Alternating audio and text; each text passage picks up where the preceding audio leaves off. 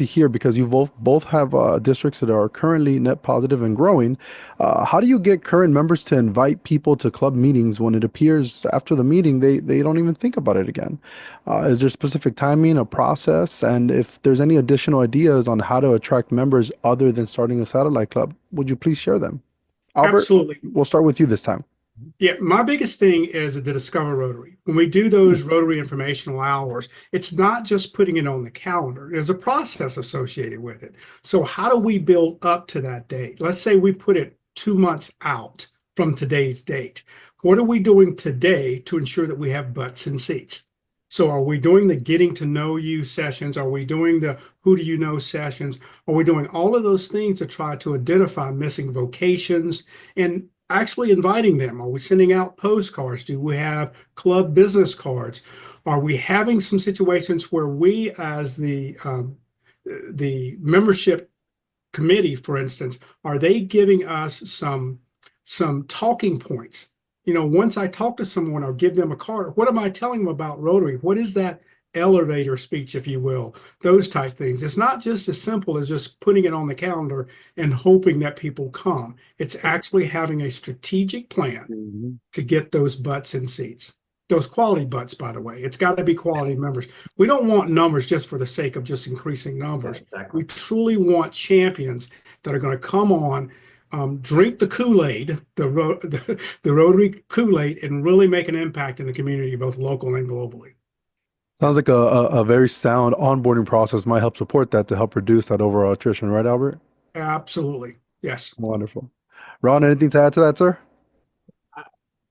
Quick little things to do. One, anybody who's a speaker, before they walk out the door, they get asked, are you a member of a Rotary Club and would you like to become part of ours? I mean, if we've given them time, they should be given the opportunity to give more of their time in our club. I totally agree with Albert. Discover Rotary is the #1 way to attract more people. The other thing I would say is ask the club what their favorite thing is about the club. Because when people start remembering what they love best about the club, that's what they will talk about. The other thing is if the club is not bragging about itself to other people, then we may be having the club experience issue. If members are afraid that the meeting itself is boring, they don't want to subject their friends to something they don't think they're going to enjoy. So it's one of those things where, we talk about you can bring more people on the ship, but you better plug the hole first, before the ship goes down. So I'm going to look at both things. I want to make sure that my people are happy and talking about what we're doing, and then also giving them more opportunities to invite people. Ron, because you brought it up, we're going to use you as the final question because we are very short on time today.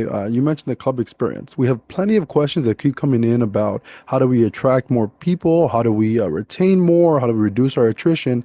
Do you have any experience with the club experience being something that's important for all of those things? I will say for our district is the #1 reason why our district is growing this year, between that and Discover Rotary. And I just actually did I got to speak at 7720's district conference about this. What I always tell people is that when someone joins Rotary, they join for one of three reasons, main three reasons. They want to make friends and have fun. They want to give back to the community, and they want to network their business if they're in that. That is why they join. The club meeting has to be devoted to those three things, one of those three things at least. If all we ever do is provide speakers, people will leave. And one of the challenges I gave the district is that see if you can plan a year or heck, the next 3 months where you only have 2 speakers a month. And the other 2 times you do something that's fun, or you do a micro project, you do something that's different so that the reason those people came get to experience why they're there. When people are fed and they feel like that they're getting what they came and joined for, they stay, they become happy, and they talk. Wonderful. Ron, thank you so much. Albert, I have an extra 30 seconds if you want to add anything, sir. Well, Anything on the club experience? I think the speakers is a great one to talk about, because if we continue to have nonprofits come in and, not beg us for money, because they're not supposed to do that, But we need speakers who are going to be invigorating when we do have speakers. And when we're not doing those, as Ron said, we need to have something exciting. And if people are not excited about our service projects, if you're not happy with your club, why would you think someone else would be happy with it? So what are Perfect. you doing to Perfect, get Alex. excitement? Wonderful. Well,